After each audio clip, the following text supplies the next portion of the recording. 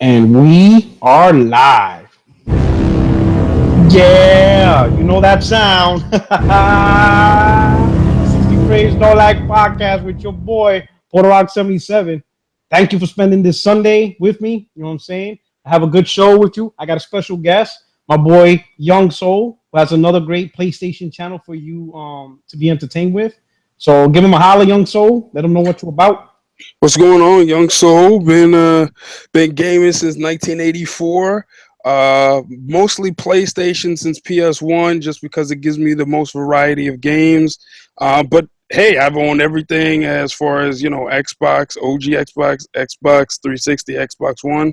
I'm really into the action adventure RPGs and whatnot. So it looks like both consoles are going to get started putting out some of that stuff. So I'm really looking forward to what's coming. Woohoo! I like it. I like it. Give that man. Woo! Strong. That's why I like it. He's not shy, not one bit. Man, I appreciate it. Thank you so much for stopping by my show on this little channel. You know what I'm saying? I appreciate it. Thank you very much. Today I was hoping for one other guest to show up, but maybe he might show up, might not. But the show must go on, right? Yeah, exactly. You know what I'm saying? So today's topic, and I'm pretty sure, I like to be interactive with my audience because they come up with good questions and comments. I got some good, good. I got probably some of the best subscribers on here. But we're gonna start off. It's a big day this Wednesday for us PlayStation gamers. September 7th. You know what I'm saying? That's what I'm talking about. Yeah, an event that came out of the blue. Now, this whole year with the talk of Neo and the Slam, the rumors, I just didn't see. After E3, I didn't see where Sony would fit. The announcement, because in my mind, I was just thinking it's either Gamescom, it's either TGS, or it's either the PlayStation, or Paris Game Show, which is October, Right. or PlayStation Experience in December. Right. Obviously, PlayStation Experience and Paris Game Show is too late because Paris Game Show is in October, so that's already too late. All right, so I knew it wasn't them two. Tokyo Game Show didn't make sense because it's a small, you know what I'm saying? The bigger market is Europe and North America, yeah. Yeah. So really, I thought Gamescom's the only place, and then all of a sudden they didn't show up at Gamescom. So I'm like, okay, so when they're gonna do this? And then that's when they made the announcement about the September 7th. So how you feel about that? Now that it's right knocking on our door. Okay, it's got me hyped. It's got me hyped, but I'm holding back a little bit, and I'll tell you why for two reasons. Number one, never try to get overhyped on anything because you set yourself up for a little bit of disappointment. So I'm going in there completely open, looking to hear. I'm gonna be honest with you, looking to hear about only really talking about the Slim. I really want to hear about the Neo. I do, but I'm scared that they're gonna just talk about the Slim. And let me tell you the reason why. I tried PlayStation VR, and it runs flawlessly. Let me tell you something. It runs flawlessly. When you try it, the only way you're gonna know any difference between Oculus and HTC and the PlayStation VR is if you try them back to back. And I literally had to go back and forth between the two because it looked good. And maybe it's just when you have it on and you're feeling it. And there's a reason why I'm bringing up VR because I think, and I'm going to be a contrarian here, I think PlayStation can get away with putting out the Slim with the VR and have it where the power will be there to play the games. I'm hoping Neo drops, but I'm a little bit, I'm not trying to get too amped up. So I'm looking at this Slim, and I ran the PlayStation VR games. The guy who had it let me play it. He actually let me play about half an hour because he got there half an hour early because I guess he missed the day before. And I played on the vanilla PlayStation, and it went great to me, just to me now. Now, with the Slim, it's supposed to be a little bitty tweak in power. Again, I'm trying to keep the expectations low for myself. I'm not trying to really point out, any huge differences. But I'm going to tell you right now, even in a little bit of tweak of power, that PlayStation VR is going to look sick. And I really think that they should be able to promote the Slim. Because here's the reason why I don't want both of them out this year is because I want them to promote each one to the fullest. You see what I'm saying? I completely You agree. know what I'm saying? And if you put out both this year, there's not much time this year. Now, it'd be one thing if they were talking, beginning of the year, hey, we're dropping one around E3 and then one around holiday. But I don't want, too much, you know, too much marketing around two separate devices. Even though, I mean, you know what I'm saying? It's not that anyone to get confused. It's just they're splitting up their marketing money. Why not just go hard for one and then try to push for the other one a little bit later? It don't even have to be that much later. It could be, you know what I'm saying, right around E3 of next year. And I know that's gonna send a couple PlayStation guys off like they want that Neo. Believe me, I want it too. But if you're gonna do the Slim, since we already saw it, don't split up your marketing. Keep it all right there on one, push that one, and then go to the next one. That's just me. No, I feel you. A couple of months ago, when the rumors of the Neo and the Slam and that all of that was supposed to come out at the same time, I was like, man, that is a lot of hardware. Exactly. You know what I'm saying? Like, what do you want people to buy? You know what I'm saying? Right. And my main thing was this. All right, so take the consumers that haven't jumped on to the current gen, and there is a lot. There are millions, and I try to tell this to the community, and everybody thinks that these consoles pretty much sold to everybody that's out there. And I'm like, no. Nah, you're right. Like before the PS4 and the Xbox One launched, PS3 and 360 sold combined 160 million units. Probably that's before more PS4. Yeah, that's before they even launched. Yeah. Never mind how many more kept buying it after, Right. 160. Right. Yeah, 160 million at least. Right now, we're about 60 million, a little so, give or take, right, combined with PS4 and Xbox One. So there's 100 million. That's 100 million more consoles. Oh, there is a lot of gamers out there that are still rocking the PS3 and the 360, and they're waiting to jump on. Right. So their main thing is price. They want those $250 consoles to finally jump on, right? I get you. So those gamers, they'll get the Slim, right? Right. Who is the Neo for? It's most likely for the current owners that want a higher fidelity of graphics, right? There you go. But if you sell the VR at the same time, there's a choice now. Yeah. Do I go for higher fidelity graphics, or do I go for the new stuff? Experience. Right. You see what I'm saying? And that's that's the thing that doesn't make sense to me. Why would you put your current PlayStation owners in that position for them to choose one or the other? You're killing your product. That's what I'm saying. That's so to me, it didn't make sense to release the Neo now. To me, release the VR now, so that way current owners get the VR new experience. Right. Release the Neo later, so that way if they want the higher experience later, they can do that, and it's compatible with the VR they already to plug the VR in. Yeah, that makes sense. That's what see now that's what I'm saying, because you right on the head, because I'm sure I like to buy my little gadget or whatever, but my wife be on me about buying too much, and so I'm sitting here like this holiday, am I going VR? Am I going Neo? You hit the nail right on the head, because I'm sitting there like, my wife, basically put me in a corner and say you got to choose one or the other. I got a difficult choice. Yeah, it's a hard choice. Whereas if you let Neo go a little bit, even like I said, the next E3 and drop it, or next holiday, but next E3, whatever, at least then this holiday, boom, I know exactly what I'm dropping. Let me go get this over here, and then 6 months later or a year later, whatever it is, boom, then I hit that Neo and get even bigger juice out of it, yo. That's what I'm talking about. And then, like you say, by doing it the way you just said, it allows Sony to focus on one thing, because you could drop the Slim, because Slim you don't really have to market super heavy. You know what I mean? Because all you gotta do, Sony just gotta do one thing: Slim $249. There you go. That's what I'm saying. That's it. That's what I'm saying. That's all you gotta do. That's what I'm saying. So then they can focus all the marketing on the VR and just be like, let's bang. Every time, a website puts a microphone in front of your face or hits you up on email, boom, you just hit them with the VR. Just let's talk about VR. Let's talk about VR. That's all it's going to be. But let me tell you something. People don't know how big PlayStation's VR is going to be.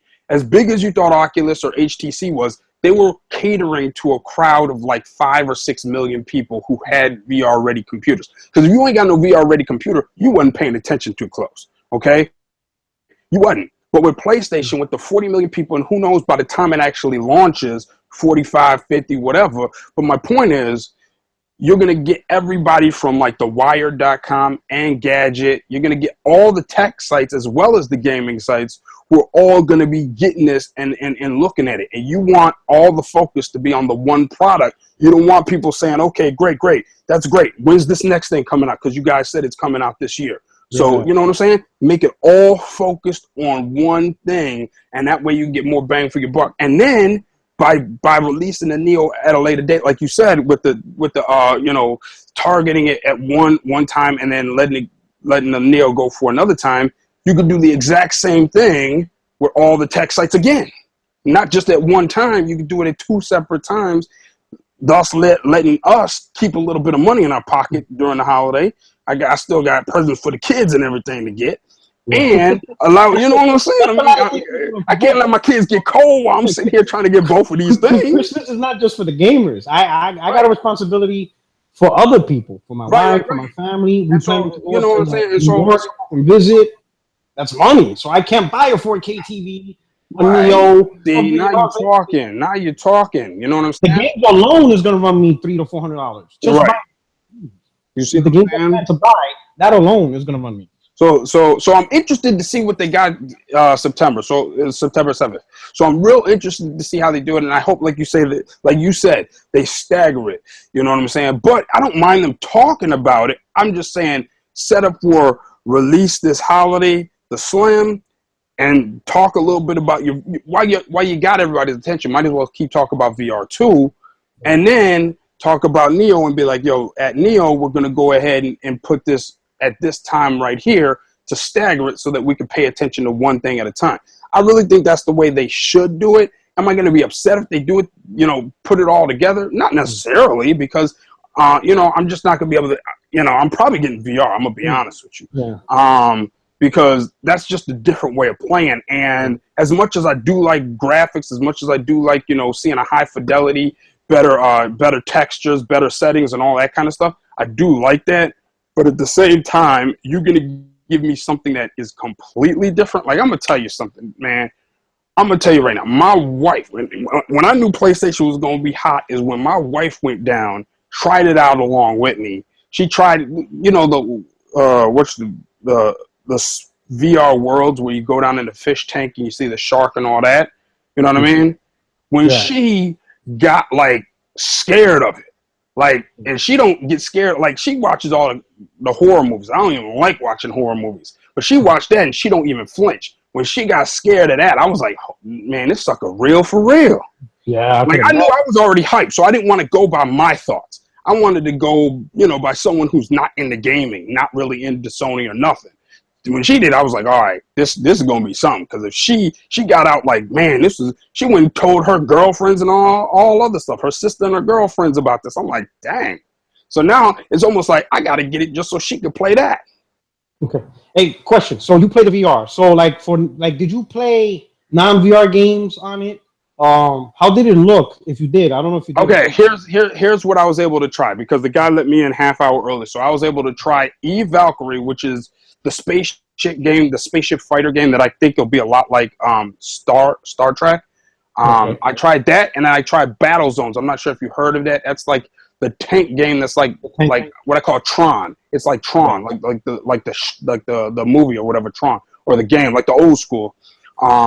So he then allowed me to play some of the regular games, and this was just after Uncharted came out, so he allowed me to play some Uncharted. Okay, so how was that? How was Uncharted? Yeah. Let me tell you something, dude. It's hard. It's hard to. It's like I'm trying to see how I do. It was a. So let me explain. This is what I've been told. So when you play a regular game on a VR, they told me it's like having a TV, but your peripheral vision doesn't exist. Like you know how you're playing. No. He's right about that. Whoever told you that is right, because you don't see your wall. Your peripheral vision. No, because it's super dark. You'll see the game.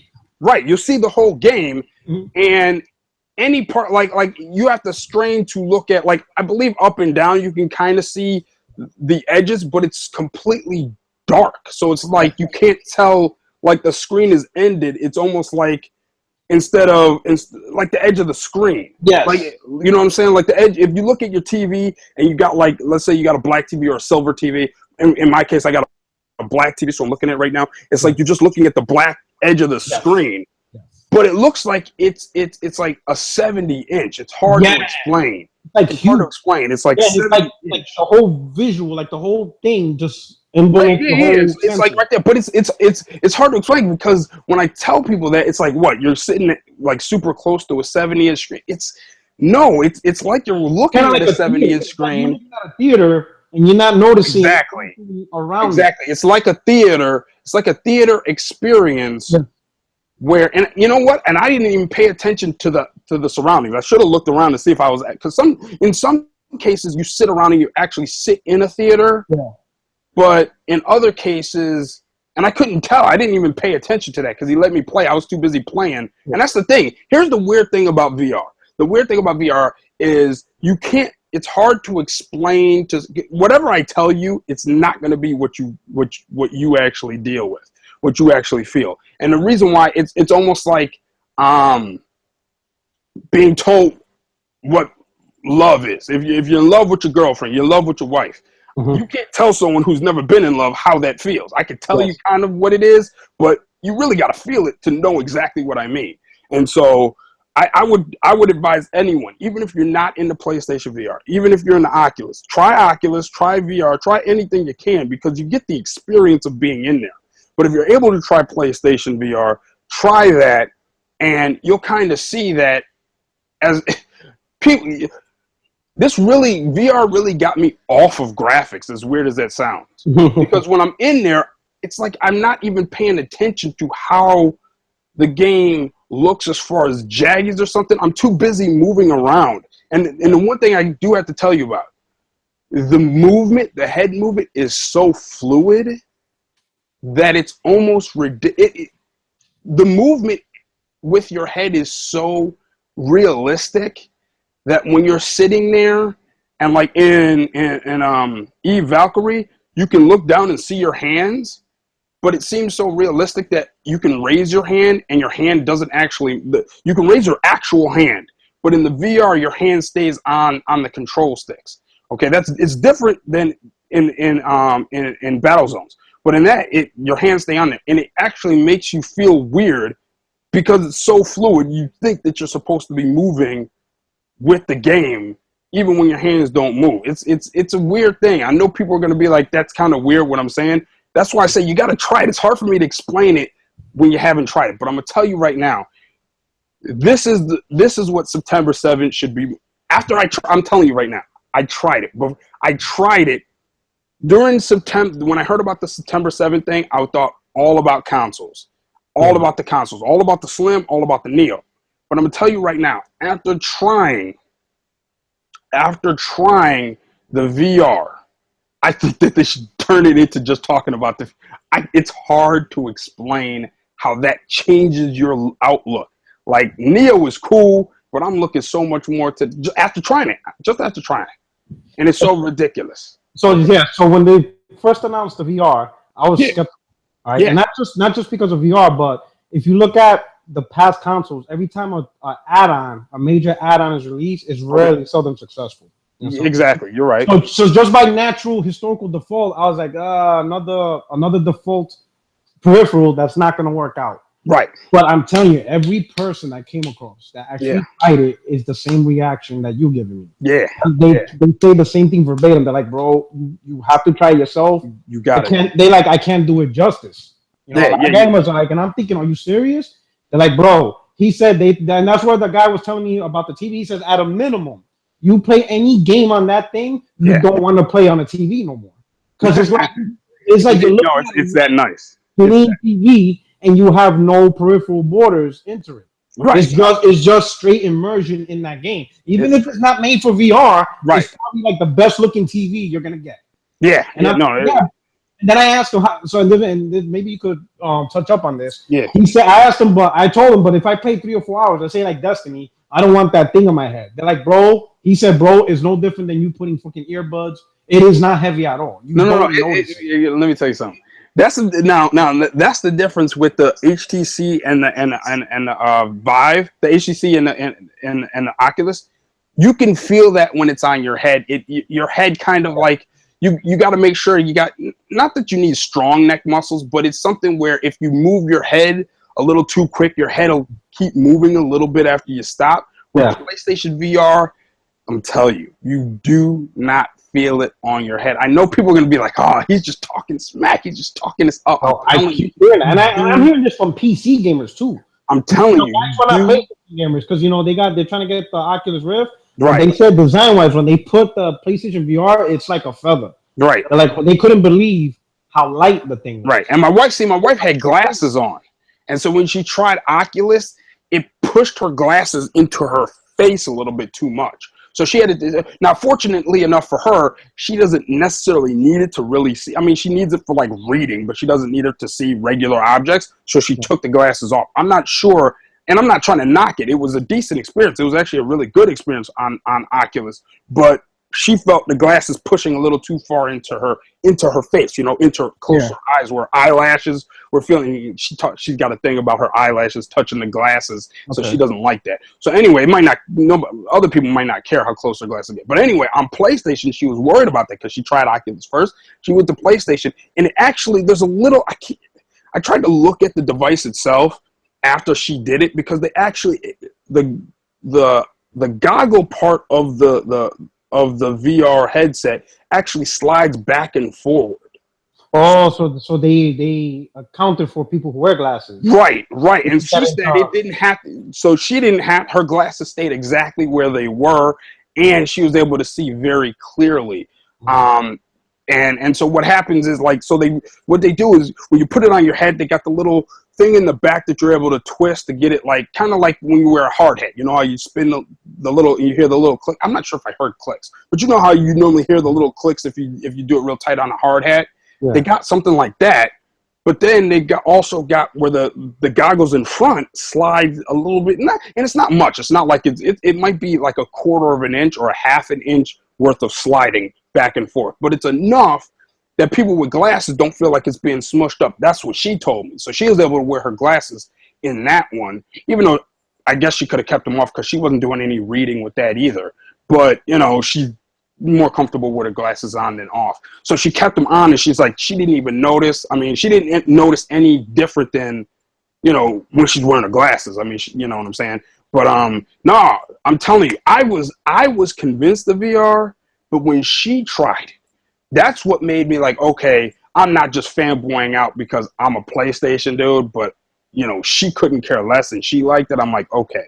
Now, here's the thing though. I do not think that VR is going to be big enough to get people who aren't already somewhat interested. Okay, so you don't think, so if a person's completely not interested in VR, chances are, I don't think it's gonna draw them in. But then again, I feel the same way about Oculus or HTC. There's nothing really out there, I think, that's gonna make someone who's not interested become interested. But if you are somewhat interested, first of all, let me just say this: if you're somewhat interested, you need to get in and try it, because regardless of what I tell you, you might have a horrible experience. You might get sick on it because, I mean, some people get motion sickness or whatever. I mean. So that's also a possibility, but it's not going to be because of the design or the frame, because they got some type of, the guy was trying to explain it to me. I wish I would have had it. And actually, I am right here in my game room. I do have the little thing they gave me. Where the hell is it? It's right here in my game. Here it is. Okay. So they got the little pamphlet that they give you when you're right there or whatever. And I was trying to get him to further explain the little, the little device that you have to plug in. It doesn't have it here. Unfortunately, it doesn't have it here. But he was telling me about the little device, and what it actually does is project it onto the TV as well. So you're able to watch what someone else is playing. Okay. Oh, okay. That's what you're saying. And so, because there's going to be several games, they didn't give me a chance to try the games that you could do this with, but there's several games where someone else can have a controller and they can be doing things to you while you're in the game.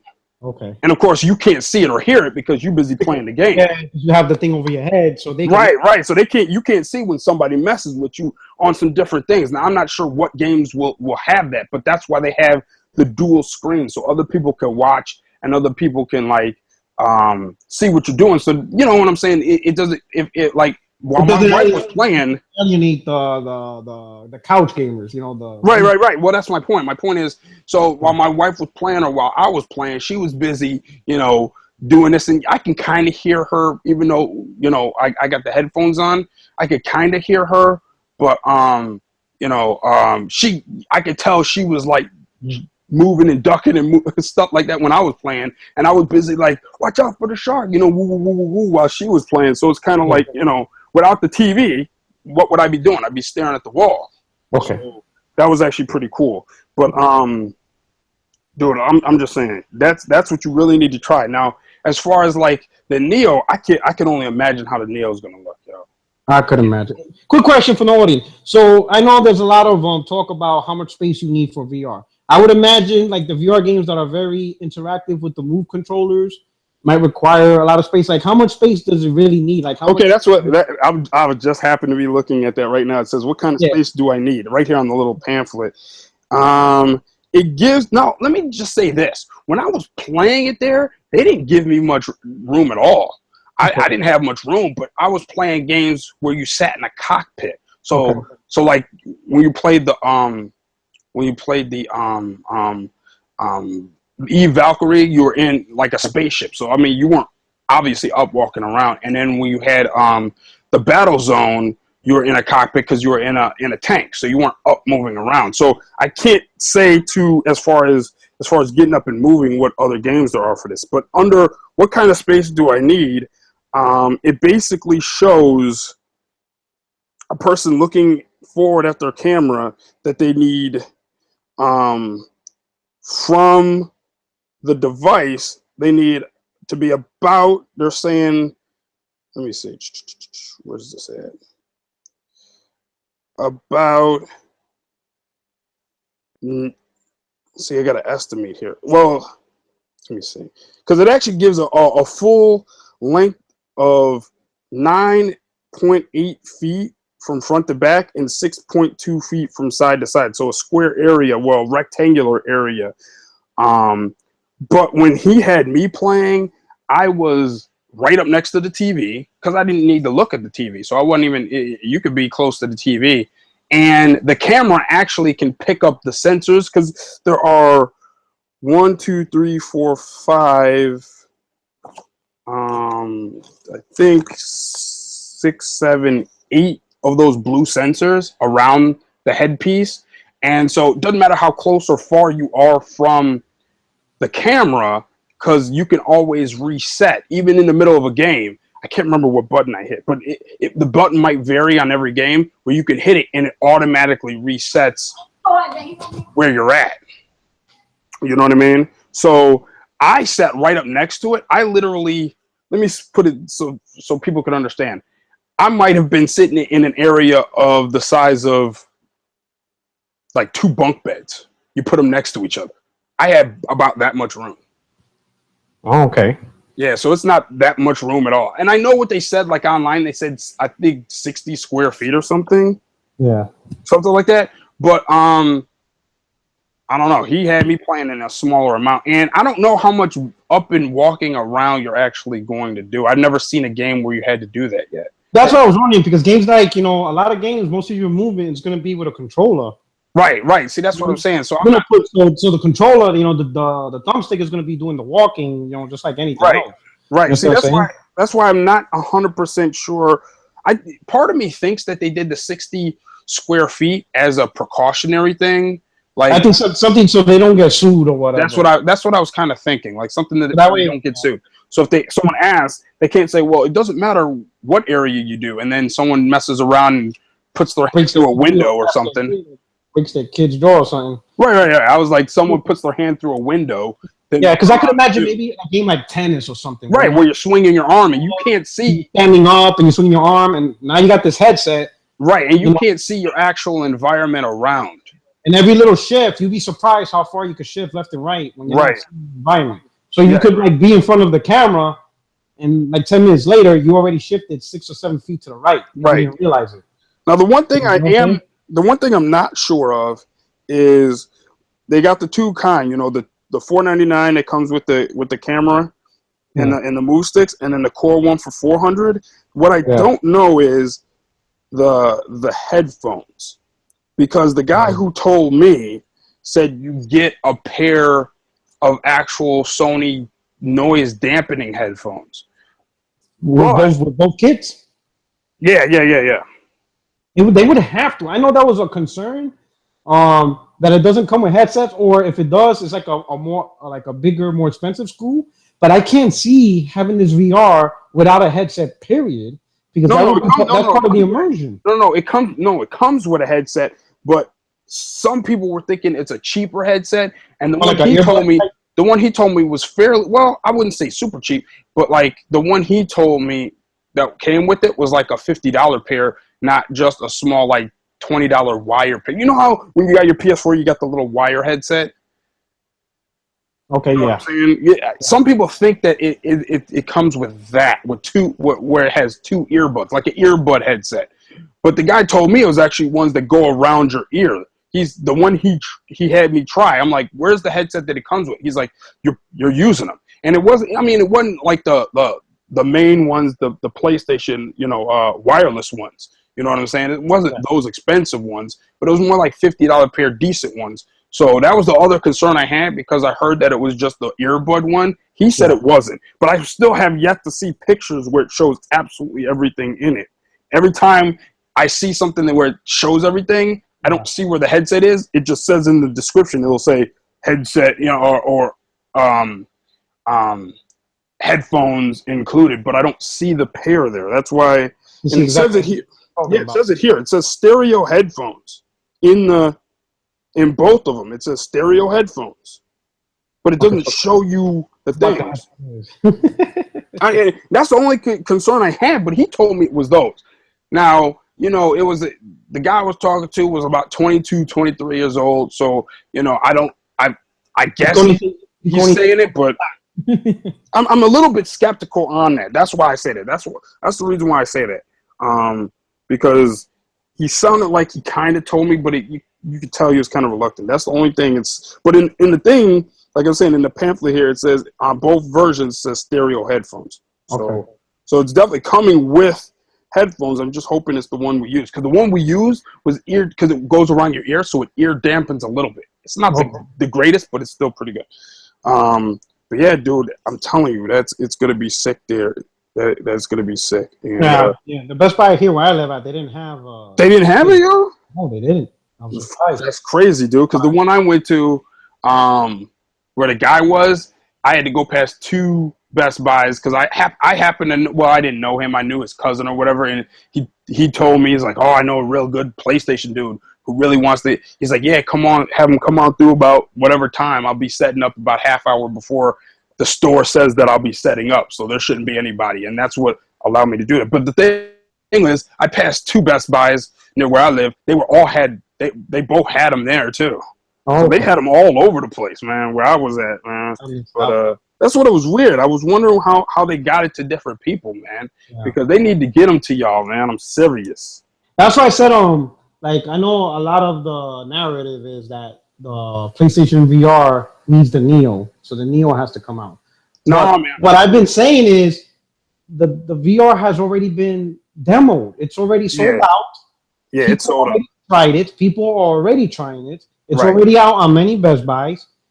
And the Neo hasn't even been officially announced. So I don't see how this is tied to the Neo when, one, the Neo is not officially unveiled. Yeah. Two, the PlayStation VR is already sold out. Right. And three, it's already being demoed. So it's demoed. People already see what they're getting. Right. See, I already saw what I was getting. See, that's what I was worried about. That's why I barely got my pre-order in, because when they first started pre-ordering, I didn't try it. And I was like, oh man, it's gonna need the Neo. It's not gonna be that good. I honestly was a skeptic on that exact thing. But then somehow, some way, I guess we were going to whatchamacallit, and I guess my wife's little cousin or whatever was getting a laptop for schoolwork, and we were going to buy it for her birthday. And so we just happened to be strolling in, and that's the first time I tried it. Was just, I didn't know the guy. And then, like I said, I knew a buddy of mine whose cousin did it, and he was able to let me really sit down for like half an hour by myself, just trying it, trying a bunch of different games. And that's when I did everything that I wanted to do with it. But let me tell you, before I tried it, I was like, nah, man, it's going to be more the Neo thing. So I'm going to go ahead and hold off. And then next thing I know, we were in there, just happened to be in there the first time. I sat down. I want to say that was in July. Was it? No. It had to be late August, because it was after they called. No. Yeah. No. You know what? No, middle August. It was the 2 or 3 days after they announced the September 7th thing. I remember that. It was like a day or two after, and so I tried it the first time. I was like, holy cow! And I thought it was something else. I thought they might have had a different kind of PS4 there. So I'm bugging out with the dude, like, let me look at the PS4. I had to inspect the PS4 to make sure it was what I had at the crib. Because I'm like, y'all ain't going to mess with me and have something more powerful there. Because I didn't think that, because I was hearing some of the hate, to be honest with you. Oh, it's not going to work that well, on a regular PS4. So when I played it, I jumped back to his PS4 that he had hooked up. I'm like, let me look at this. Let me make sure this ain't something special, this souped up something or other. No, it was a regular PS4. You got it your crib, I got it my crib. Regular PS4. I was like, oh, man. That only makes sense, because I know some people thought that it has to be the Neo, but I'm thinking like this. So you create a device, right, for the PlayStation VR. Right. That's prime. I don't see you creating this device primarily for a console that hasn't even been sold yet. Right. Yet you have 40 million units of the vanilla for. It doesn't make sense. You want to make the device playable for the fan base you already created. Right. You understand what I'm saying? And not for the fan base that you're about to create. Right. And don't forget the controller too. Yeah, and the controller. That's just, you know what I mean? They wouldn't put the light on the front, which I still, to be honest with you, I think Sony should have an option to turn it off for people who aren't going to get VR.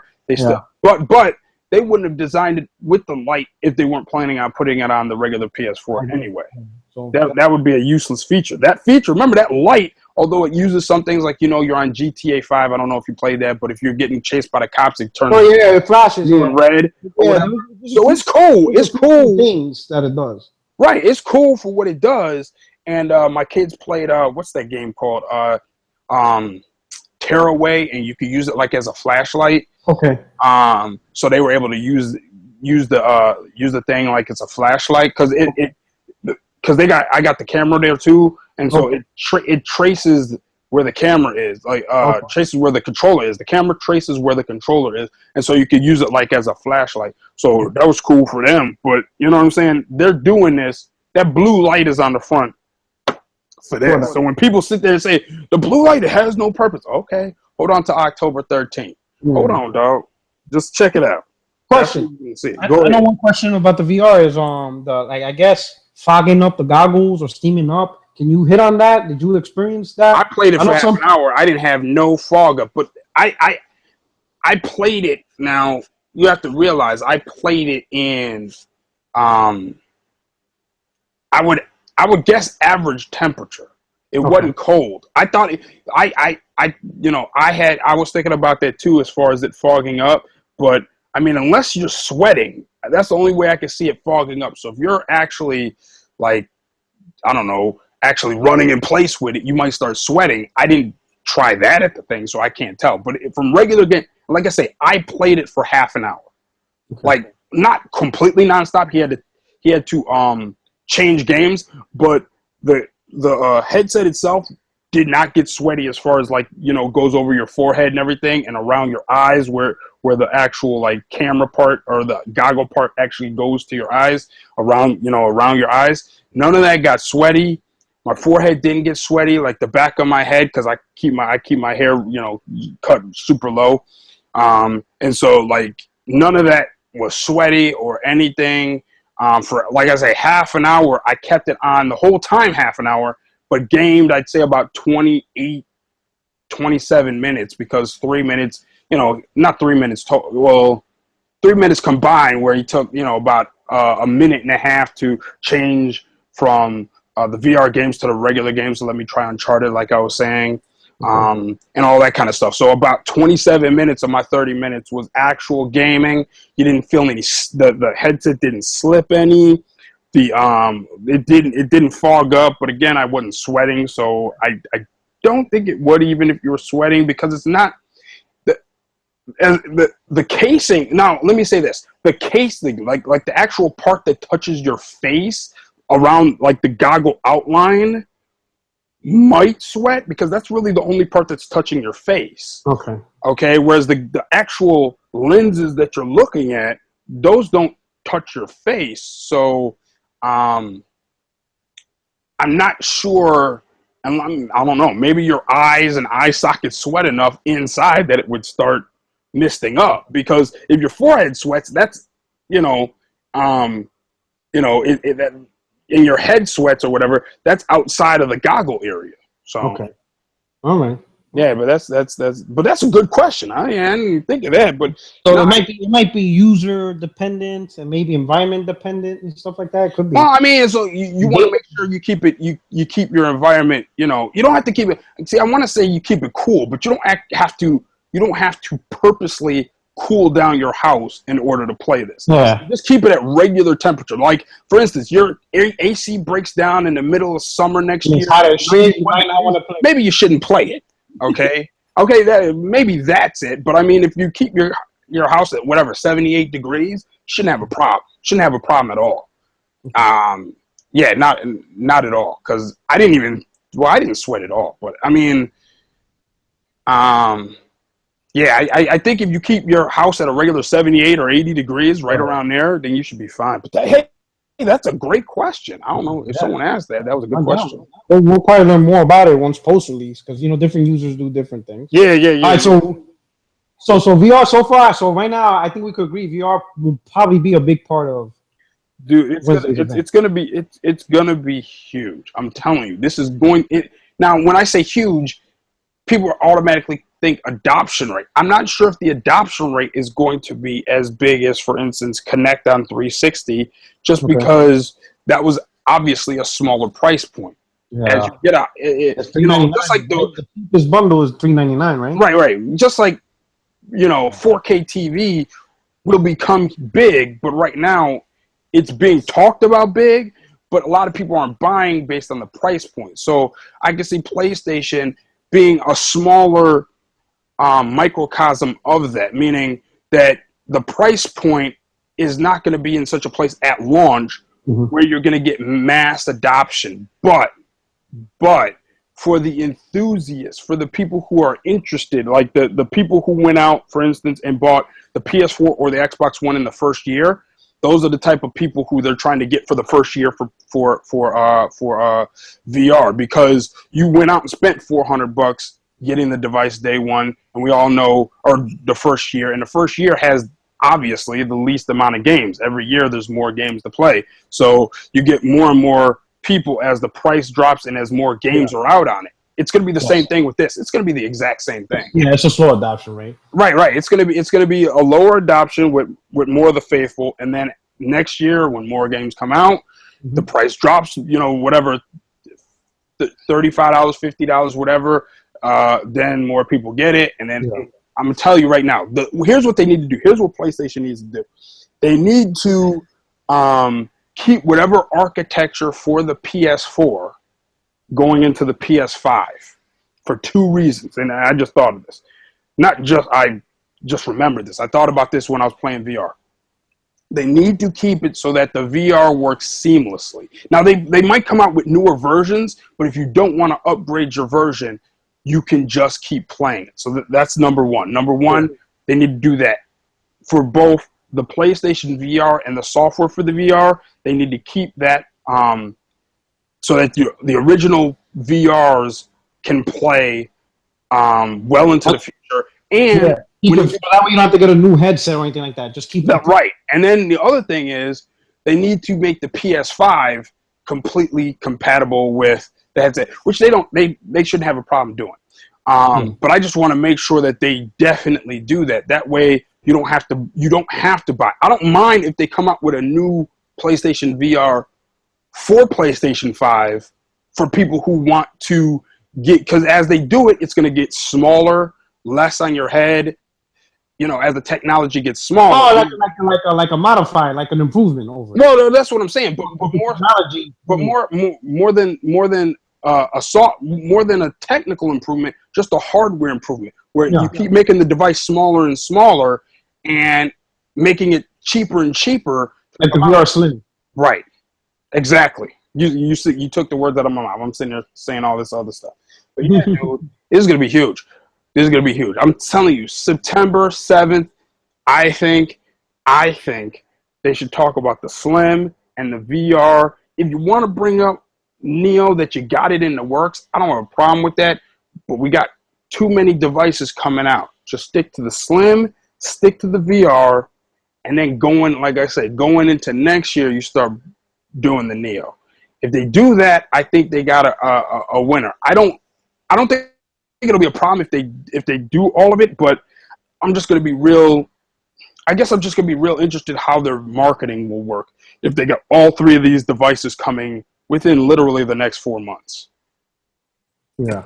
So okay. So now let's move on to the next thing, which we have a feeling is going to be on the show, is the Slim. So what you think about the Slim so far? What is being advertised, or the rumors? Well, it's not even a rumor because we saw it. Right. It's already out there. So what you think? Yeah. No. It looks sleek. It looks sleek. I think that the whole idea of having the little power bump was mostly because they probably couldn't get if I'm not mistaken, they couldn't get the original chips from the PS4, like the OG PS4, so they had to get a different chipset that was compatible. But the only one that was compatible, if I'm not mistaken, I thought I read this somewhere, but it might have just been a rumor. But the chipset, from what I understood, was the only compatible chipset, because you got to keep, obviously you got to keep it compatible with all the PS4 games.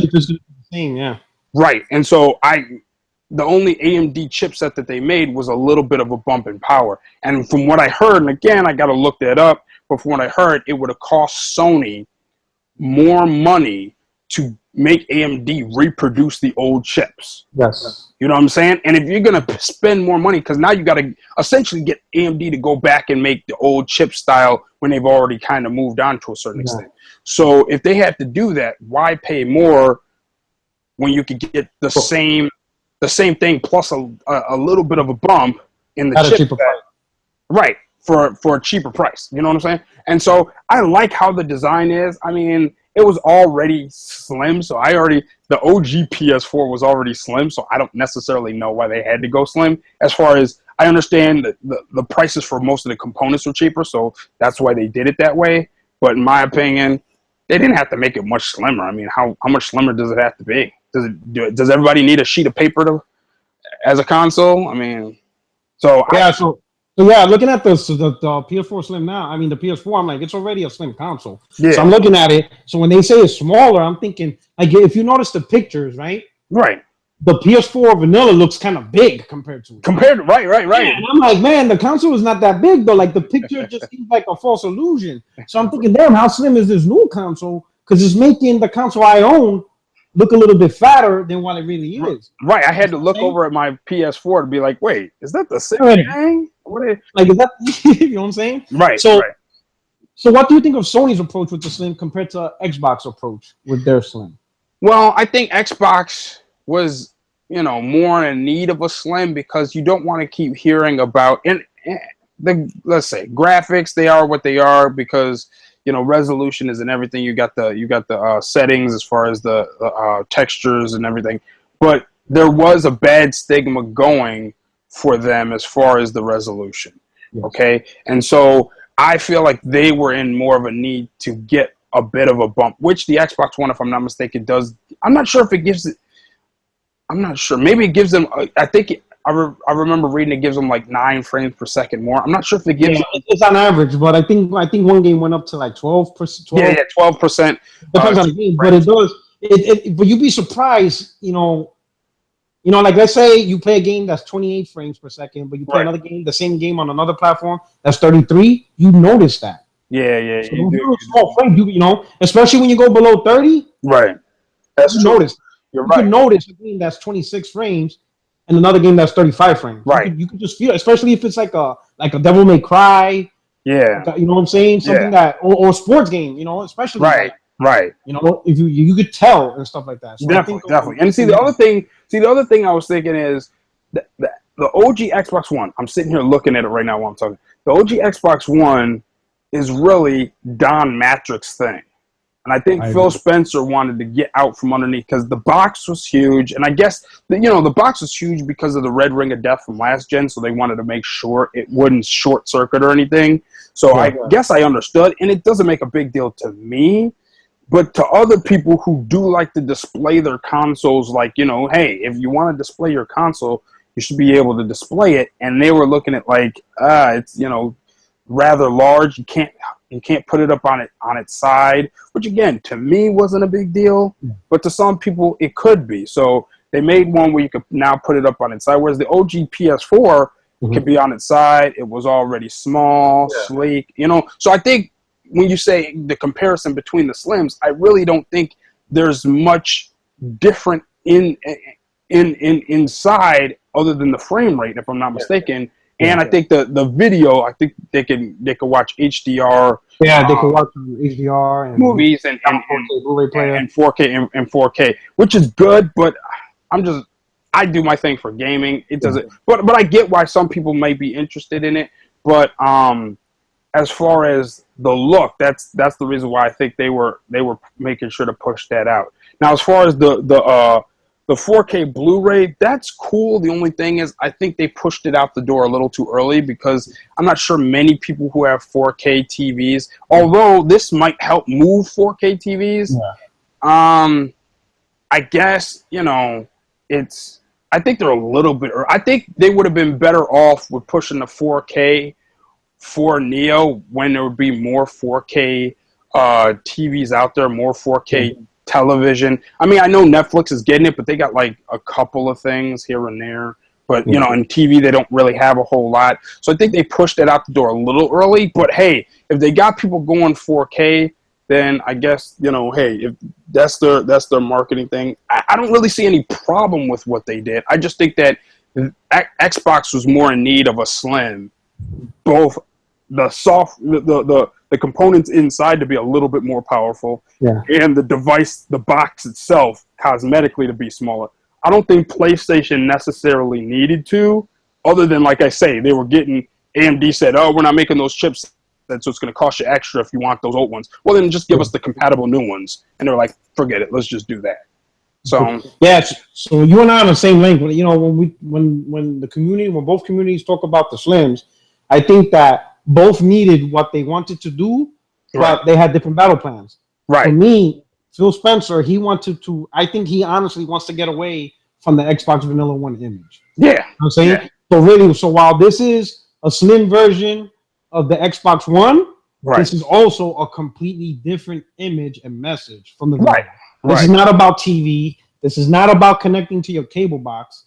This is a more capable console that's gonna provide HDR to your games, and you know what I'm saying, upscale games to 4K for those who are looking forward to 4K. You understand what I'm saying? And he included a 4K Blu-ray player. You understand what I'm saying? So really, when you think about it, this is like a brand new image for the Xbox One, and I think Microsoft needed that.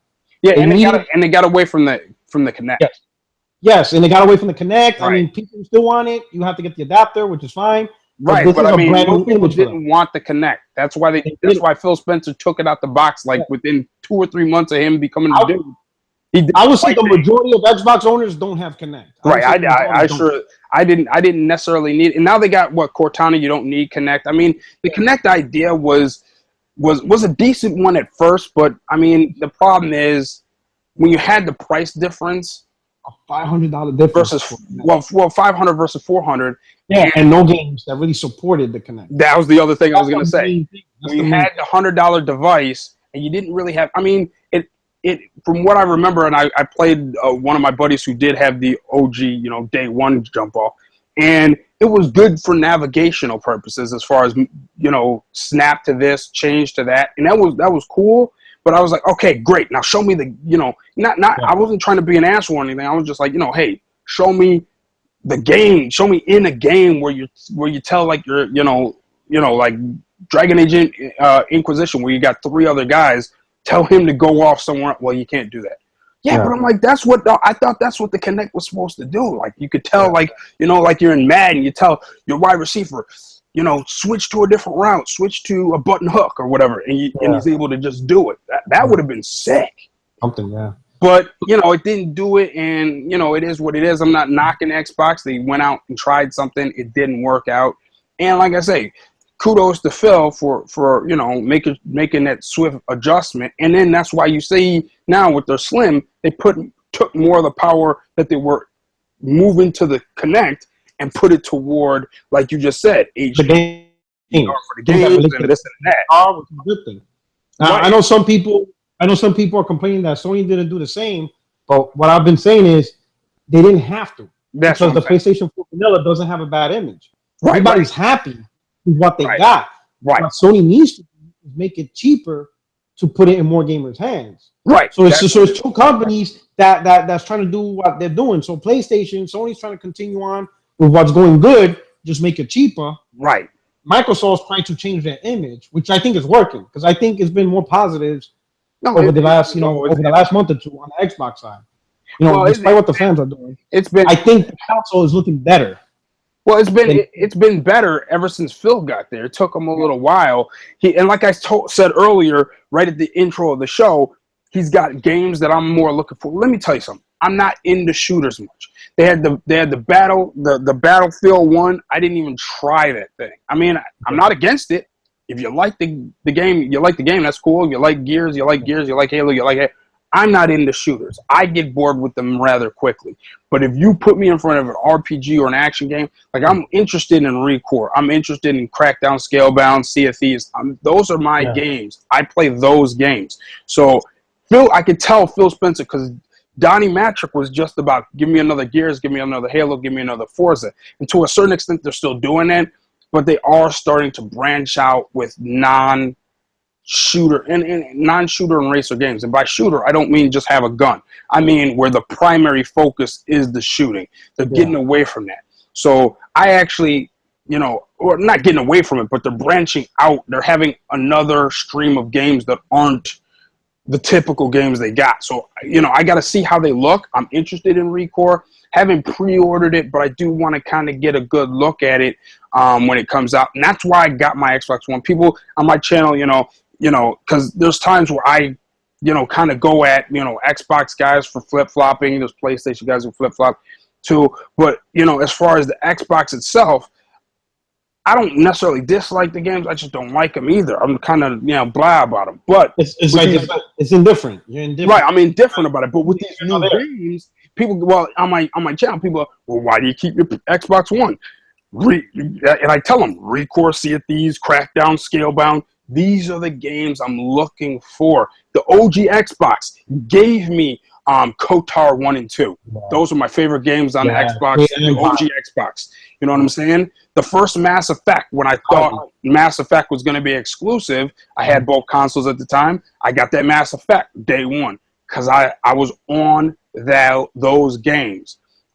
Jade Empire, I was into those games. And then they, like, near the end of Xbox, it was just Halo, Gears, Forza. A little bit of Fable here and there. Fable only really came out. Everything for them. Yeah. Yeah. I don't know. I just... So what? Well, we're about to get into the big gun now. The Neo. Okay, go ahead. Okay? The final part of possibly... so let's assume it's going to be at the show. You know what I'm saying? Let's assume. Because I think if Sony was just going to announce the Slim, I don't think they would have done a big announcement. Show. Yeah. Okay. They just would have done a quick announcement and do the let's say Neo. I don't think like something because it's going to be at the PlayStation Theater, a big unveiling. You know what I'm saying? Right. Okay. And I don't think a Slim. You're right. You know what I'm saying? Okay. So and everybody knows about the VR. They already had a big unveiling. Right. At E3. Right. And some of those things like look beautiful, like the Call of Duty, the Star Wars. Right. Even though you couldn't, obviously, like you said, you have to experience it for yourself. Right. But I can imagine me playing Star Wars in an X-Wing fighter in a fucking VR. I can only imagine the type of feeling you would get. Yeah. playing that. You know, okay. or playing Resident Evil. Mm-hmm. You know, not that it's first person view mode. That shit would be crazy in my opinion. Right. Playing the whole game VR, right? Right. So I don't think they would dedicate a show for VR by itself. So I have a Right. feeling we're gonna see Neo. All right. I'm just now, hoping that, wait, let me just say this real quick. I'm just hoping they don't necessarily put it out right away, but I do want them to show it. Okay. Go so ahead. now if they show Neo, what's what's your expectation? You know, like I know there's a lot of rumor, you know, some people talk saying that they already showed that at E3. Like for example, God of War. Because God of War didn't look good. I personally don't think that's a Neo game. No, they said but would you like Sony to show, be like, hey, ladies and gentlemen, we're gonna show you God of War at E3. This is what we presented. And now same game, but in Neo mode. Okay, so I would like to see that. See, now you just stepped on what I was about to say. Because I was about to say, show me a before and after type of jump. Show me a before and after jump. Yeah, because if you're gonna show me power, I need a comparison. You understand what I'm saying? Right. So be like, hey, this is God of War E3 demo. And then, ladies and gentlemen, this is the PlayStation 4K version in Neo mode or whatever mode. And then they show side by side. So because if you're gonna sell this thing, you have to convince us that this is a more powerful console and not just paper numbers. No, that's what I'm saying. That's what I'm saying. We want to look to the left, PlayStation 4. Look to the right, PlayStation 4K. Holy shit, that shit looks fucking like off the fucking hook. Well, I would say even better than left and right. Do the thing on the screen where the screen kind of slides from left to right, like the split, you know, like what where it's right there. You see the exact same thing. You're like, oh, okay, wow, that is different. You know what I'm saying? That is okay. You know what I'm saying? I think they're gonna when they show Neo, because I agree with you. I think they're gonna talk about it because there's no reason to announce a big event for a Slim or PlayStation VR that's already done. So when they announce this, when they talk, because they got to do a full announcement. They can't. You can't just Neo. You don't just say, oh yeah. By the way, we're just putting this. They can't do what Microsoft did on E3. Just give us a 3-minute thing and say it's right. I think it has to be. You have to show the console and show what the games do. Yes. Show what the games do, and I think they're going to be able to. I think they're going to show you one and then show you the other. The other game I'd like to see, if they're going to show it. It might be a little too early because usually it's a yearly thing that comes out, and I'm huge into baseball, so I'd love to see MLB The Show. Okay. Oh man. Different, but it might be a little too early because they don't come out till March. So it's a March game. So they're probably still got half of the game to finish or whatever because they don't come out till March or April. Yeah, and they don't present baseball in big shows anymore because it's something that comes out every year. Well, they showed it at PlayStation Experience. Yeah, things like that. But yeah, right. No, but I'm just saying, I think it's a little too early. Had this event happened later in the year, which I'm not saying it should have, I'm fine with it where it's at. But had it been later in the year, I think they would have showed because I think they're showing baseball a little bit here and there when they have their own events anyway. If you're having an event like PlayStation Experience, I've always argued MLB should have been there because it's right near the end of the year. 2 or 3 months, baseball comes out. This is your thing. Why aren't you showing it? But anyway, back to Neo. But that's just me. I like baseball, so I try to throw it into every little thing. They should show it everywhere. But anyway, I think, like you said, God of War. I think they should show some Days Gone in it as well, and show specifically how better like the background looks. Yeah. Like how you look off into the sunset, like in the draw distance and all that. Right, exactly. That's what I'm saying. The draw distance looks. You'll show the difference there, and they should point out where you can see the differences. If you look at the difference right here. So while the game what I would do first if I'm them, show the game in regular PlayStation mode first, and let people be like, oh man, that does look good, and then you hit them with the wow. Yeah, I don't think you should show them right off the bat, both of them, because then you're going to have people possibly looking at it like, oh, this one doesn't look that good at all, because you're showing the good one right at the same time as the regular one. Right. Show the regular one first, and people are like, oh man, that sucker looks good. Then all of a sudden, bam, it just hit them slap them across the face. There, you're like, oh man, oh my gosh. And I think where Sony can make money, and it's just the reality is the multiplats. Imagine, Sony shows, hey, this is, Battlefield 1. Right. On the when everybody sees it with the beta. And no. COD. It'd be or COD. That's another one. And then they'd be like, okay, now we're gonna show you in Neo mode. Imagine. Right. Well, the reason why I say COD is because they already got the marketing right. So yeah, that's a good way to market it. So that would be a good way to do it. But even something like Madden. Well, that's no any game. You're right. You're right. Those multiplats, people will be like, "Holy shit, that is ridiculous!" You know what I'm saying? It's gonna be crazy. You know what I'm saying? You're right. And I think funny is not trying to, in my opinion, and I know the big push is for 4K, you know, from the Xbox, but in my opinion, Sony would do a better job of pushing 1080p, ultra high settings. See, that's the TVs most people have. Well, see, that's what I was gonna say. Go for 1080p. I would actually say in this order. I would actually go in this order: 60 frames locked, 1080p, and then ultra settings. Mm-hmm. If I were them, that's where you actually can start beating out the competition. Yes. If you actually go 60 frames, you switch it up on them, go 60 frames. And the reason why I say that is because all your games, tell me if you can't tell the immediate difference with 60 frames versus 30 frames. And like you just said, everybody's got a 60 refresh HD TV. Yeah, everybody got a 1080p TV. Right, 1080p, 60 hertz setting on that sucker. Right, that's gonna be noticeable. Right. Max settings, so that way you get your textures, shaders, pop in. You go after all of that stuff. That's what you go after. You know what I'm saying? Textures, shaders, and you know all the correct anti-aliasing, take away the jaggies, all of that, and you push for that 60 frames. Yes, I'm telling you, dude. That's where you make the difference. I'm telling you, dude. I think that's where if they do it. I didn't even think of that till just now. And I was kind of thinking of it, but I didn't really think of it till you just said that. Because now I'm sitting there like, if they go that route, then you'll look at all the fine detail and you'll be able to see the small little, you know, texture, the roads. Like gravel roads will actually look a lot more gravel just because of the texture. It's not as much the resolution as it is the texture settings. Yes. You know what I mean? So you're right on that. I'm telling you right now. So I know I got some, you know, and I like my you know, my subscribers. I got Xbox subscribers, and when I try to talk about 4K 1080p, I'm not trying to say 4K don't matter or anything like that. Right. But what I'm trying to say is, you know, when you know, and I never really cared about the 1080p versus 720p because, like I said, my favorite console last gen was the PS3. And they had the weaker multiplats. Right. You know, but I still enjoyed my PS3 more than the 360. Right. So I wasn't one of those this gen that bash, you know, Xbox, you know, weaker. I didn't care. If you enjoyed the game, it didn't really matter. Right. You know, so enjoy what you want. Right. All right.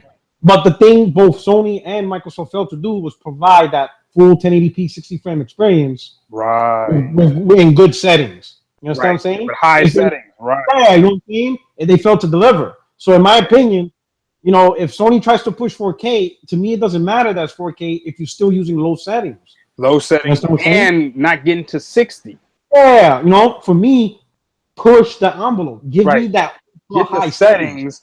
The maximum settings you can. I mean, push the technology, push the engines to the max at 1080p 60 frames. In my opinion, ultra high settings or max settings on 1080p 60 frames is going to look better than medium 4K 30. Right. See, that's the thing. That's the graphic fidelity is just going to be insane. That's the thing. See, there's where you hit the nail right on the head as far as the max settings is going to be the biggest deal. Yes. You get the full 1080p, you get the max settings, native 1080p max settings, get the 60 frames, and then like you said, most people's TVs will be able to hit that mark. You'll be able to get exactly that. You'll be able to get exactly the preferential view. When you look at 4K, that's great. I'm not knocking, like you said. I'm not knocking 4K. The problem is, if I don't have a 4K TV, I'm just getting 1080p. Yes. You know, if I got a 1080p TV, it doesn't upscale. I mean, the console's great. The console upscales, but the TV downgrades. Yeah. You know what I'm saying? And so I hope. So I would hope like they keep in mind the scalability. I hope. Now, you play Neo demo? Right. You know how you could choose 720p 60 frames? You know what I'm saying? Demo, exactly. Oh, that is so Right. amazing. Right. Because I pick 60 frames. Yeah, Because no, a game like I that, check the all the I time. pick the frames too, but yeah, you Yeah. can choose if you want to go higher, If you want to go higher 1080p 30 resolution, frames, you could go do with that. that. Yeah. You know what I'm saying? So like if it's Scorpio, let's say if I were to get a Scorpio, I would need to choose ultra settings at 1080p 60 frames. That's what I would do all the time. Because I guarantee Scorpio 1080p 60 frames at max settings is going to look better, even and HDR is going to look better than medium settings 4K. Right. You know Well, what I'm saying? I hope both consoles have that option. I hope so. I hope both do. consoles have that option because that would be that's the way to go. You know, that'd be super sick. More gamers, I guarantee, more gamers will choose max settings because they could see just those things will just make a huge difference. But I love your idea of letting us choose because then you can see right there in front of your face. You let can me do both. 4K. Let me take a look at 4K medium settings. Okay, now let me flip back. Yeah, I think you're right that most people go with max settings, but I'd like for you to be able to change right there. Damn. Yes. That would be how slick that would be. That would be that, and then I think that's cool. You know what I'm saying? And Right. what it does is it opens the console for the non-4K market. Right. Because I'm telling you, the 4K market, people are confusing. Some people are confusing the market being grown and growing. Those are two different terms. Right. The 4K market is growing, but it's not until fully it's grown. Sell to. Yeah. You know what I'm saying? The majority of gamers are still 1080p gamers. Right. It's grown, but it ain't grown yet. It's not grown. You know what I'm saying? Right, You're talking about a market that's like the 2020, 2022 market. Right. Probably. That's when it'll have like 50% market saturation by then. Yeah. Right. Market saturation. Right. So that's why I say you're probably right. It'll probably start picking up strong around 2018, 2019, and then like 2020 will hit good market saturation. Yeah. So like when you're selling these 4K consoles, you got to make sure that the message is, hey, this console does 4K, but you can also choose to max out your 1080p sets. That would be that's what I'm saying. And in that way, nobody's left out.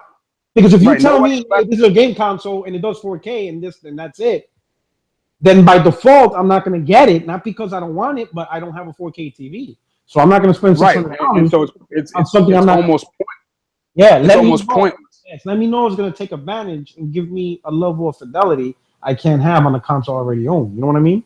There you go. See now, you're right, dude. You right. That'll be dope, yo. That'll be dope. I think that would be a great message for Microsoft to do. Like, hey, we're a 4K gaming machine, but if you have a 1080p set, this console will max out at the highest settings for your set. Right. Well, we'll make sure every developer provides that option. Right. And see, well, here's the thing. I think Microsoft is kind of boxing themselves into a corner as far as promoting it as 4K. Yes. I think they need to get away, and I know, as a PlayStation, let me just say this to all the Xbox guys who are listening to your I know as a PlayStation guy, this guy's just trying to flip-flop on the power.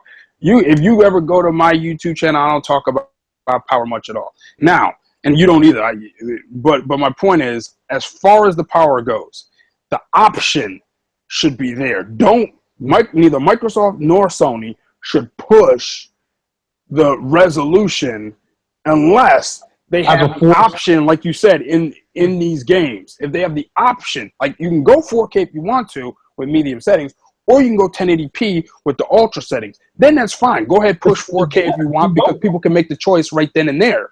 Yeah, and a small developer, Neo, for the game Neo, they done it. So if they could do it, anybody could do it. Yeah. There's no excuse. I don't see that as an excuse. Anyone, if you could do it on a vanilla PlayStation 4, right, on a demo of a game, right, you could do it on all these games. All these future games, it could be done. Right. They can just sit there and have it flip. I don't see anything wrong with that. If you want 4K, set it. If you don't want 4K and you want max settings at 1080p 60 frames, you can have that too. Right. You know what I'm saying? And everybody gets everything. Everybody gets their enjoyment. Whatever they want. Whatever it is that they're looking for. If you got the 4K TV and you want to, hey, I got a game at 4K because I got this 4K TV, so I got it. Even with medium settings, I got to do it. Well, then fine. Go right ahead and do it. But, hey, I only got 1080p. Why should I buy it? Check out this feature. Click that switch. Boom. Shit. Look at that mug. Look at that. You know what I'm saying? Exactly. That would be sick. And I think Microsoft will make money promoting both. Yeah. Max settings and 4K. Yeah. I think both of them should do that. You're right. You're right. Both of them should definitely, you know, should have that option. That way, everybody feels like they're getting an upgrade. Okay. Everybody. Yes, and I think they just include everybody. There's a don't make a industry where people are going to feel excluded. Right. You know what I'm saying? You're right. Or they have to spend more money to be For part TV of or whatever, just so they can feel like you know, like damn, I just bought me a 1080p TV last year. Now, in order to enjoy this, I got to get me a 4K. right. Like fuck. Right. You know what I mean? That's just not cool. You know, the console game is not meant to be that expensive. Right.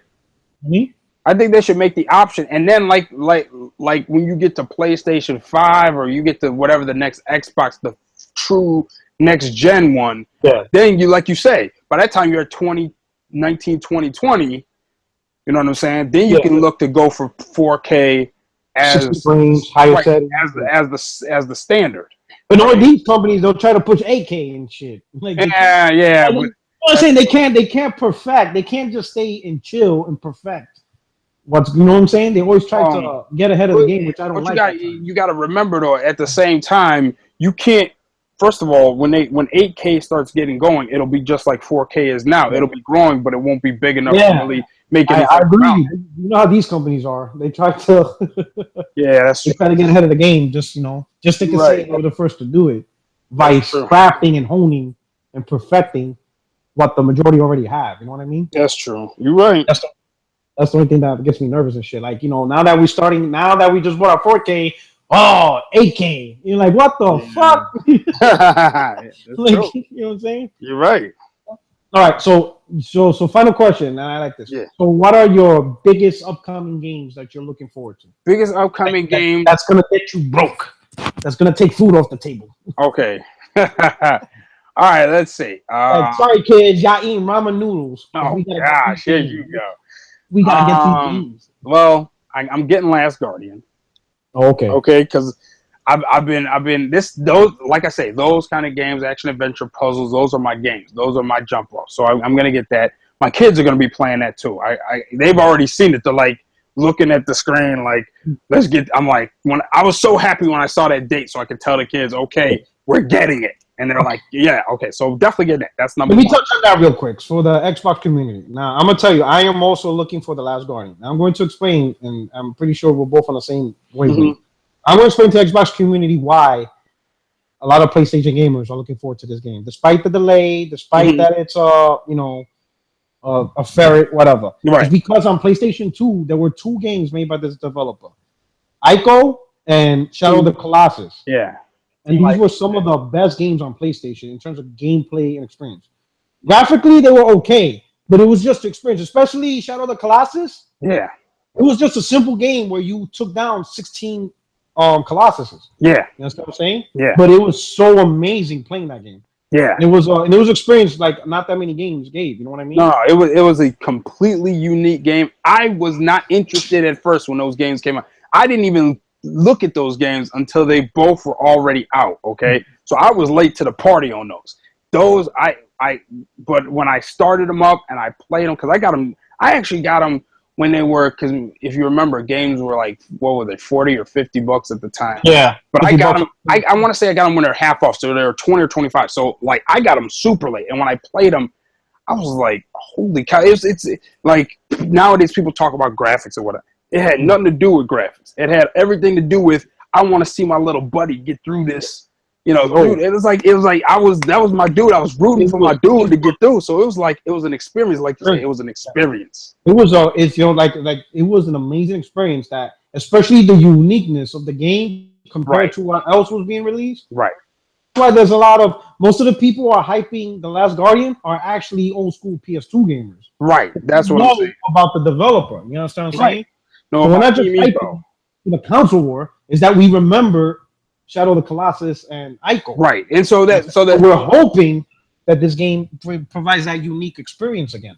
Right. And so the whole thing is like if you haven't tried, if you're wondering what the deal is with that, and you still like, I think they had the versions on PS3 as well, if I'm not mistaken. Yeah, they had like I think for the PS3 a double pack or something. Yeah.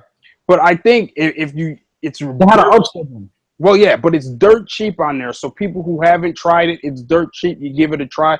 I'm not saying you have to go out and get anything, but if you wonder why people are interested in it and they're hyping up, Eco and at a minimum, you have to play Shadow of the Colossus. Well, that's what I was gonna say. Eco and Shadow of the Colossus. No, like fucking PS Now is on PC for $12. Right. That's what I'm saying. So if you wonder, if anyone out there who wonders why we're interested, if you don't care and whatever, then fine, whatever. But if you are like, you're genuinely like, why are they interested in this game?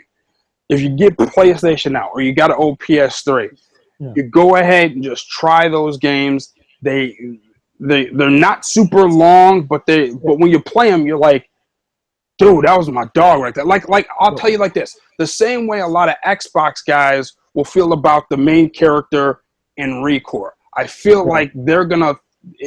It's not a long game. I don't think that ReCore is like 8 to 12 hours, which it's pretty decent, but it's not super long. And there's not a lot of bang bang shoot shoot. There's a lot of puzzles in there and everything. But I'm sure Xbox gamers are gonna get attached to this character. It's gonna be like a call hit for them. That's what I'm saying. And so let's say the second game, ReCore 2, takes 15 years to come out, and then you finally hear about it. You're gonna be hyped to get the game. They're gonna play it, yes. Right, you're gonna be hyped to get it. And so that's how we feeling right now with Last Guardian. It's the same way. It's the same way. You get attached. It sucks that it took so long to make. Oh yeah. But you're not gonna. But I'm glad they followed through with it. Yeah, if you play these games, you're just not gonna ignore it. Right. You know what I'm saying? Because you remember how good it, what the developer was hoping you could recapture. Right. Right. Okay. Let me finish up. You just got me to one game. So the other game I'm looking forward to is, you know what? All right. I gotta be honest. I'm a PlayStation dude, but I gotta give Xbox. No, but Xbox is fine too. Let me give you a game that I've been playing the hell out of. Never played on my 360. I'm not even sure why I never played this game. I was too busy. I don't know. Maybe I was too busy playing other games, and I don't even like racing games. Okay. But I just got the Games Ago Forza Horizon game. I'm loving the hell out of this game. And most of the reason, let me just say real quick, most of the reason is because I love my RPGs. And this is like an RPG. Anyone who played Forza Horizon, what I like about it is not even really the racing. It's me upgrading my parts, and it's not just upgrading it to the super max that each car can get to. It's like, it's hard to explain for people who haven't played it, because I wouldn't understand it if a month ago, I wouldn't have understood it. But now that I got it on Games Ago, what happens is you have to upgrade or downgrade a car that, let's say you really love your Camaro. So you got a Camaro, you really love using it, but it has to qualify for certain races. So sometimes you have to upgrade your car to qualify. Sometimes you have to downgrade your car. It's too souped up. So I love the RPG element of that, even more than I like the racing, because I'm not a racing fan. Yeah. I mean, I love Gran Turismo for the same thing. I'm able to customize my car, because that to me is like RPG for a car. The same way you have RPG for like Mass Effect, you build your guys' powers up. It's the same way you're building up a car. I see it as an RPG, and so I'm playing the game as an RPG, and so I'm really interested in Forza Horizon 3 for that reason. I'm not sure I'm going to get it day one, because I'm still playing Forza 1, and I'm not sure whether I'm going to jump from Forza 1 to Forza 3, or if I'm going to go and get Forza 2 in between, so it's going to take me even longer to get Forza 3. Yeah. But I am really interested in that game. And then the other game that I'm looking forward to, I got a couple multiplats, like I'm big into NBA 2K with the Kobe one, just because it's Kobe. Not really a Lakers fan, but I am a fan of Kobe, so I was looking at that. And the other game is Gravity Rush 2. Yes. Gravity Rush 2 in December. I haven't even got around to playing the first one. I didn't have a Vita. Did you play the first one? No, because I didn't have a Vita. Oh, you got it. They have it on. They made it for the PS4. Yeah, they made it for the PS4. I played it on the Vita when it first came out, and I don't really like the Vita because it's a little too small for me, but I get it because it's mobile, so obviously it has to be small. But I don't really game on the go. I'm doing something or I'm going somewhere, so I'm not really sitting around much when I'm not at home. when I'm not at home, I'm usually out and about or doing whatever. So I don't have really time to game. But I was able to play. I guess I don't know. Me and my wife would have went out of town or something. I don't remember. And one of her cousins had the Vita and had the game. I thought Gravity Rush, to be honest with you, I thought Gravity Rush was PlayStation's version of Nintendo's F-Zero. I thought it was a racing game, so I didn't give a damn. Again, I don't like racing games. I didn't give a damn. I'm thinking Gravity Rush. You remember F-Zero? You were hovering. You were actually hovering, and so I just thought it was a racing game. So I didn't even play it. But I mean, I didn't even look forward to it on Vita. Didn't buy a Vita. Didn't care. But then when I was able to play it on my wife's cousins, my cousin-in-law, whatever, his Vita. When I played that sucker, I was like, "Damn! Like you can manipulate its gravity." If anyone who hasn't seen it, just YouTube it. See how you can change gravity. Not just change gravity as far as being able to float or fly, but change gravity as in the axis. You can turn so that you're now, what was the wall is now the floor.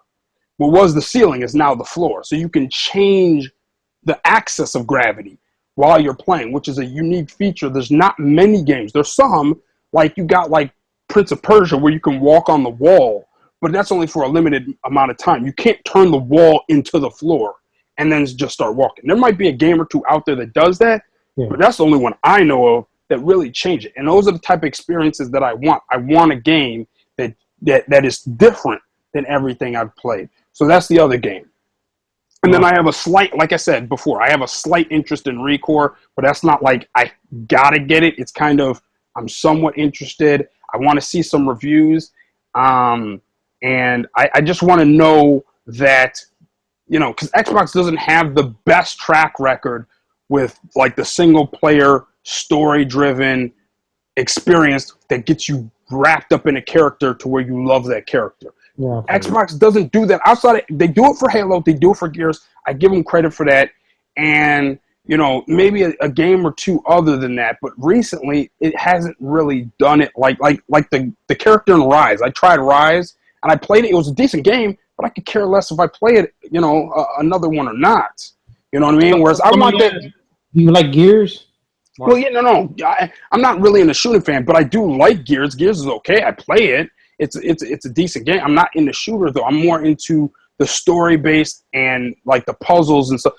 Like kind of what Recore does. That's what has me interested. So Gears, I'll be honest, I could take or leave Gears, but Recore is more higher on my level than Gears is. So what about you? No. You tell me what games you looking forward to. So like on the Xbox, and I say this consistently, I think Scalebound looks amazing. That's my go-to game. Like, I can buy an Xbox, and I'm gonna say this, so that way everybody gets it, because I always meant to talk about this. So a lot of people are like, why don't I own an Xbox? Why don't I, you know what I'm saying? So I learned from my GameCube days. So the last time I was a day one multi-console owner was the PS2, Xbox, and GameCube. I bought all three consoles day one when it came out. Right. But what I noticed is I gravitated to mostly the PS2, and I only played exclusives on the Xbox or on the GameCube, right? Right. Now, the Xbox wasn't so bad because the online was better, so a lot of the online multiplats I played on Xbox. Because it wasn't, because the PS2 online was a mess. You know what I'm saying? Yeah, that's true. You needed an account, a user, password, and name for every major company. You needed a user account for EA. I didn't even try it back then, but okay. Yeah, it was miserable. It was miserable. Yeah, so you needed like an EA account. You needed a Ubisoft account. You needed a Sony account. So if it was a publisher, a major publisher, you had to create an account with them, which means you didn't have the same friends across games. Right. Unless the game was within, like Ubisoft, you will have a Ubisoft friends. Right. EA, you had EA. So it was a mess. Right. So I was playing primarily on Xbox when it came to online. There was a few online games on PS2, like SOCOM. That was cool. Yeah, I remember that. Yeah.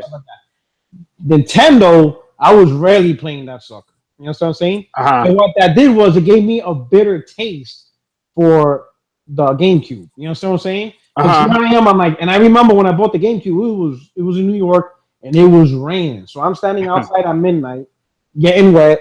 I bought the GameCube, and then over time I was hardly playing it. Only the exclusives. You know what I'm saying? So I look back and I realized that my bitterness, like when you look at the GameCube's library, it actually had a good collection of games. You know what I'm saying? Right. But when I owned it day one, it just seemed like it didn't. You know what I'm saying? Because you're Yeah. waiting month after month, then you get a game. Then month after month, you get another game. You understand what I'm saying? So after that generation, I said to myself, I'm no longer going to buy consoles day one. What I'm going to do is I'm going to buy the console that I know I'm going to play most, and then I'll buy the other consoles later at a cheaper price and buy all the games at the same time. Got you. You know what I'm saying? Know the game. That way I don't have a distaste for that console waiting, Right. month after month to play something. And I think that's what a lot of gamers are experiencing. Right. Because most of the games are now multiplats that were once exclusives. So like for example, a lot of Xbox gamers that have PS4, they have to wait for an exclusive to come out in order to play it. Right. But you go month after month and you pay $400, you get like a little, a bad taste of the PlayStation 4. Right. When what you should have done is bought the PlayStation 4 3-4 years later for like $200, and now you got this huge collection of exclusives. Right, you could scoop up, right, like you said, you could scoop up. God of War, right, Spider-Man, you got Days Gone, Uncharted 4, Bloodborne, right, fucking Infinite. You just got, and most of those exclusives will be like $20-15. Right, you can get a stack. You know what I'm saying? You can get a stack. You get a stack of them, and you're like, you know what I'm saying? Right. So that's what I want to do with the Xbox. I'll get it later, and then in one shot, I'll get the Halo, the Gears, the Crackdown, Scalebound. You know what I'm saying? I'll get all this huge collection of games in one shot, and I'll be like, man, this is great. Because I'm telling you, if I would have bought the Xbox One at $500 day one, I would have been pissed right now. I would be pissed right now. Now, if you look like for 2 years in a row, if you look at over the last 8 months, they don't release exclusives the first 8 months of the year. Yeah. They hold it towards the end. That shit would drive me nuts. Yeah. I believe me, I agree with you. So if I have both of these consoles, right, and I'm mostly playing on PlayStation 4, I wouldn't be like right now. Let's say if I had an Xbox One this year, like let's say if I would have owned it from the beginning, I would have played all the exclusives. But 2016, the only time it would be on is for Quantum Break. I would be pissed. Right. You know what I'm saying? And I don't want to do that to the console. So if I buy it later, then you'd start hating on it. And then I start talking shit on Twitter. I would be talking shit. Everybody be like, "Oh, Xbox great." I'd be like, "If it's so fucking great, how can I only have one goddamn game right now?" Right. And I don't want to do that. Right. And I learned my lesson with GameCube because I look back at the GameCube. It did have a good library. The only problem is multiplats is an important part of a console. Yeah. It fills those gaps. It makes you keep using the console. Right. But if you primarily play multiplats on another platform, then that secondary platform is just going to collect dust. And it goes either way. It goes for the same thing for the Xbox gamers who treat the PlayStation 4 as a secondary platform. They're not going to like the PS4 because everything they're doing is on the Xbox. You know what I'm saying? Right. So you eventually earn like a little distaste for paying full price for a console that you're not playing full time. If that makes sense. I mean, no, you're absolutely right. So that's why I'll just hold off on the Xbox. I will get an Xbox One. I just don't want to get it now. I want that library to grow. I want Record to be out. Dead Rising, State of Decay 2. I want all that shit to be out. Scalebound, you know what I'm saying? Crackdown, Scalebound, all that Thieves. Let all that shit come out, and I will buy them all. I will count them all. Enjoy for what the console is. If I could get it for like $200 and all that shit, shit will be. I won't be talking shit. Right. And if I were to pay $500, oh man, I would. It would just naturally, and that's why I like. That's just how it is. But I'm looking forward to Scalebound. Record 2. I saw a 15-minute gameplay of it, so that looks like a good game. Right. That they're gonna have on the PlayStation side.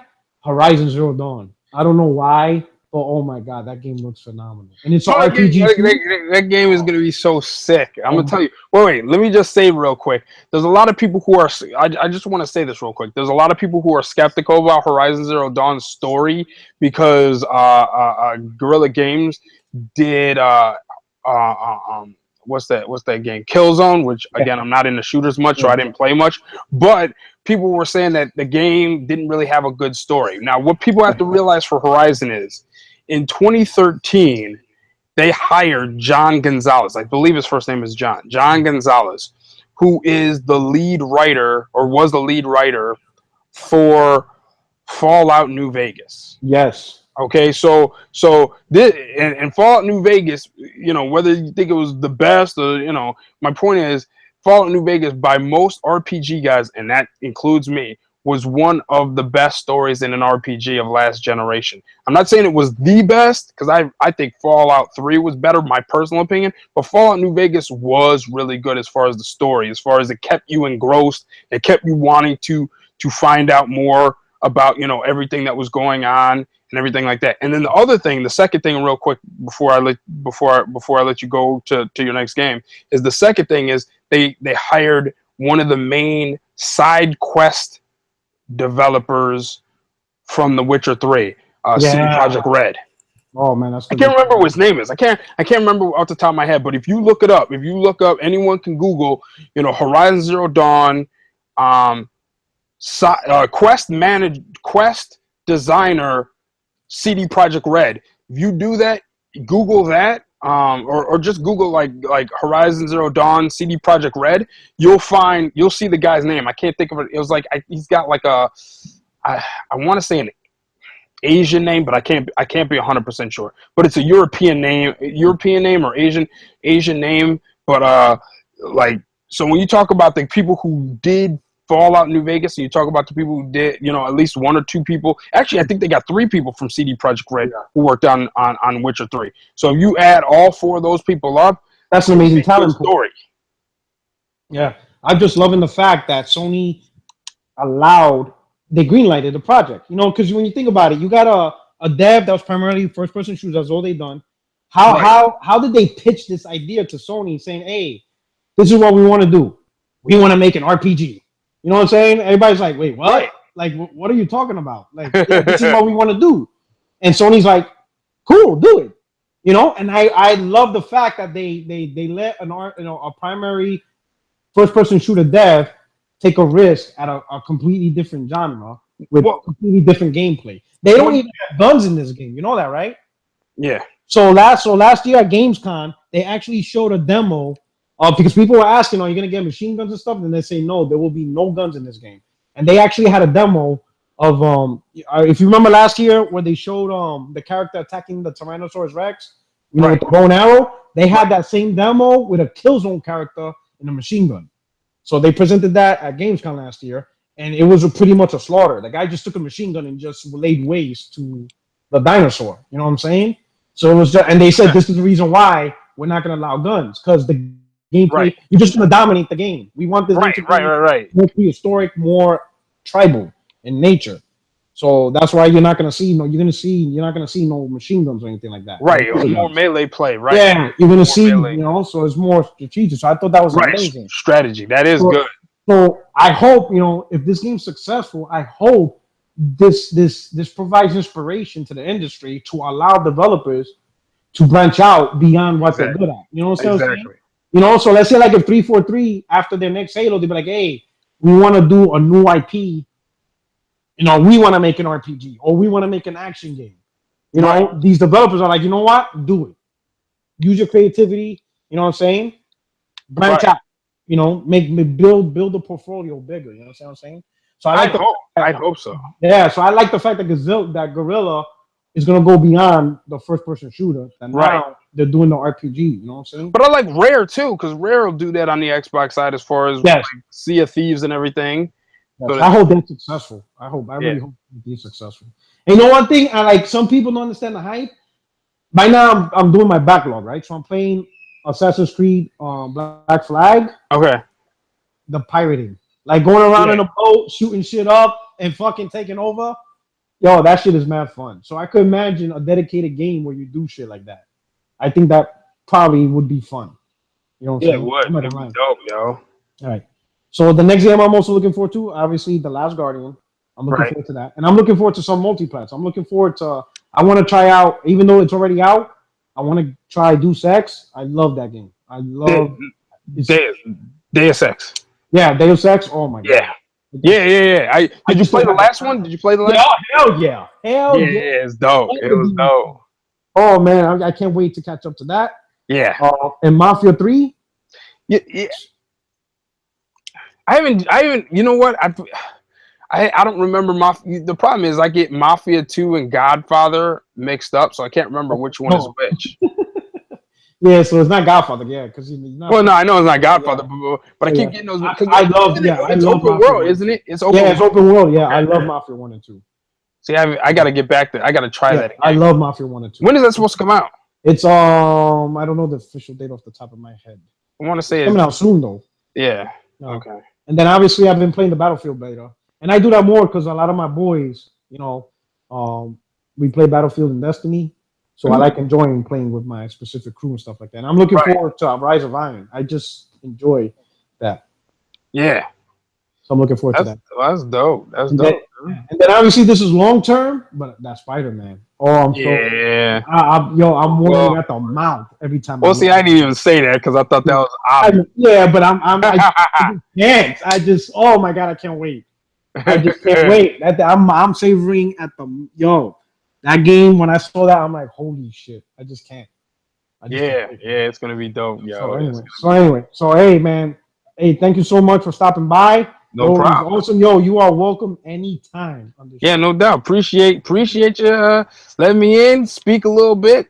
Hell yeah, this is good. You know, I hope the audience enjoyed today. You know what I'm saying? This is what about 60 frames, no lag. We don't bullshit on my podcast. You know what I'm saying? We go 60 frames, no lag. Thank you very much, Young Soul. Check out his channel. I'm gonna push out the link. I'm gonna update and edit the description box with his info. Check out his channel and stuff like that. Everybody else, I know BGST is about to go on, so I know some of you X-Bags are salivating to get your Kool-Aid fix. You know what I'm saying? But anyway, so Young Soul, thank you so much. I appreciate it. Everybody else, enjoy your Labor Day weekend. I hope you enjoyed yours, Young Soul. Yeah, you too. And everything else. Anyway, we're about to be out. You know this sound. Oh, 60 frames, no lag with your boy, Porter Rock 77. See you next week, 6 p.m. Eastern. All right? Take care.